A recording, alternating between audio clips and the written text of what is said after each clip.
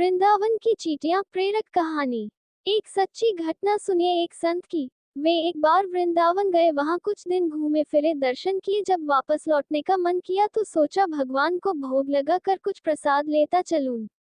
संत ने रामदाने के कुछ लड्डू खरीदे, मंदिर गए, प्रसाद चढ़ाया और आश्रम में आकर सो गए। सुबह ट्रेन पकड़नी थी, अगले दिन ट्रेन से चले। सुबह वृंदावन से चली ट्रेन को मुगल सराय स्टेशन तक आने में शाम हो गई। संत ने सोचा अभी पटना तक जाने में 3-4 घंटे और लगेंगे, भूख लग रही है, मुगल सराय में ट्रेन आधे घंटे रुकती है, चलो हाथ पैर धोकर संध्या वंदन करके कुछ पा लिया जाए। संत ने हाथ पैर धोया और लड्डू खाने के लिए डिब्बा खोला।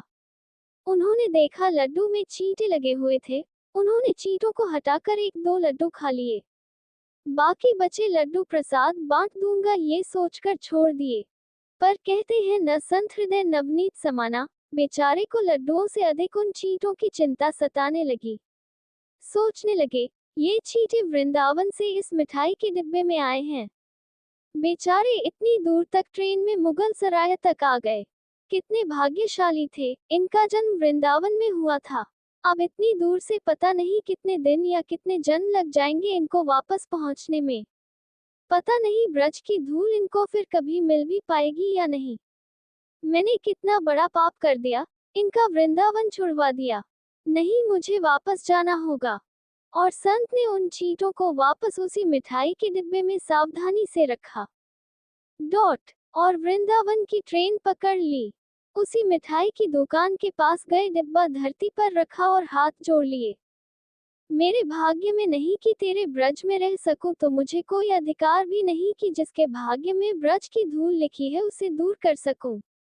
दुकानदार ने देखा तो आया, महाराज चींटे लग गए तो कोई बात नहीं, आप दूसरी मिठाई तोलवा लो।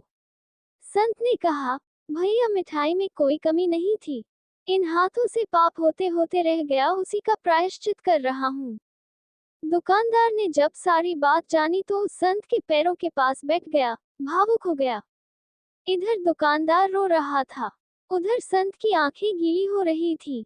बात भाव की है, बात उस निर्मल मन की है, बात ब्रज की है, बात मेरे वृंदावन की है, बात मेरे नटवर नागर और उनकी राधा रानी की है, बात मेरे कृष्ण की राजधानी की है। बूझो तो बहुत कुछ है, नहीं तो बस पागलपन है, बस एक कहानी। घर से जब भी बाहर जाए तो घर में विराजमान अपने प्रभु से जरूर मिलकर जाएं, और जब लौट कर आए तो उनसे जरूर मिले, क्योंकि उनको भी आपके घर लौटने का इंतजार रहता है।